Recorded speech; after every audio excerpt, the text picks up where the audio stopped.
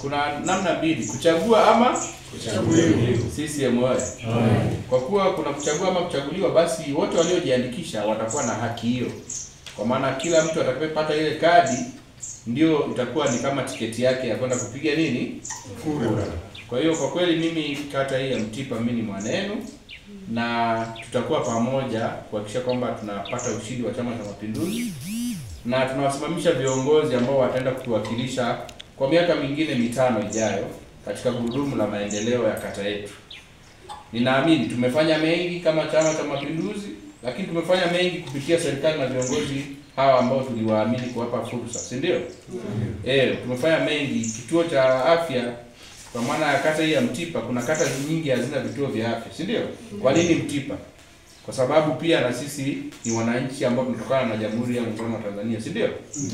Kwa kuwa tunatokana na Jamhuri ya Muungano wa Tanzania, tumeshirikiana, tumefanya hayo na mengine mengi. Barabara ambazo zilikuwa hazijafunguka tumeshatengeneza, si ndio? Tumehakikisha mambo mengi ambayo yalikuwa nyuma basi tumeyafanikisha. Naamini miaka mingine 5 tutashirikiana pia kwa pamoja kama wananchi wa Mtipa, tuongeze zaidi ya pale tulikoishia. Na niwapongezeni kwa kweli. Hatua ya Mtipa kimaendeleo ni kubwa. Hatua ya maendeleo Mtipa ni kubwa.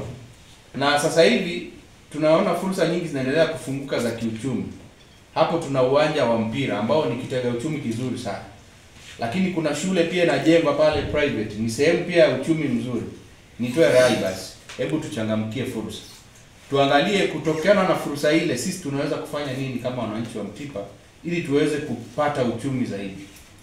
Lakini pia tunaona kuna fursa ambayo hata mkuu wetu wa mkoa amefungulia kututangazia soko la kuku wa kienyeji. Ile kuku festival mnayoiona imesikika kote.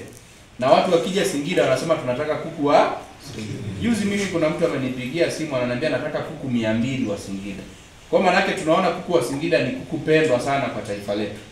Sasa ni waombe sana, hebu tutumie hizi fursa ambazo zinajitokeza, tufanye tupate uchumi. Naelewana ndugu zangu? Yaani tufuge, tufanyeje ili mradi tufanyaje tupate uchumi.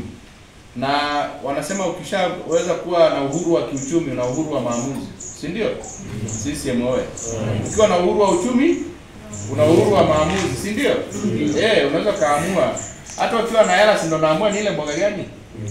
Kwa hiyo hata ukiwa na uhuru wa uchumi unaweza kaamua hata kuchagua kiongozi wa namna gani ambaye unaona anafaa. Kwa sababu kipindi hichi cha chaguzi kumekuwa na kasumba ya rushwa sana. Na hii yote inatokana na nini? Kwa sababu ya watu kukosa nini? Uchumi. CCM oyee. Lazima tuambiane ukweli ndugu zangu.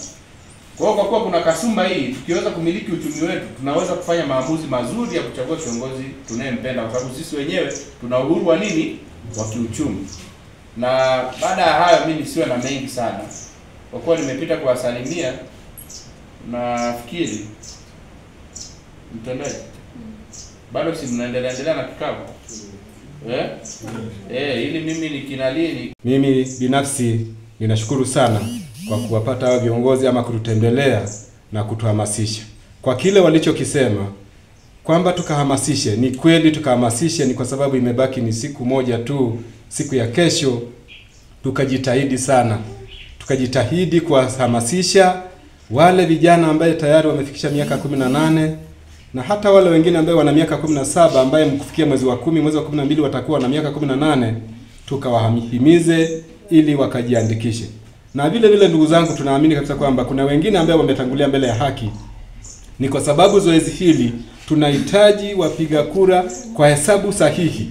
Kwa wale ambao wameshatangulia mbele ya haki, tukatoe taarifa hizo jinsi wanavyokuwa wanaelekeza wenzetu ama viongozi wetu. Naamini kabisa kwamba tutaenda vizuri, na ninasema asanteni sana kwa kututembelea. Asante sana.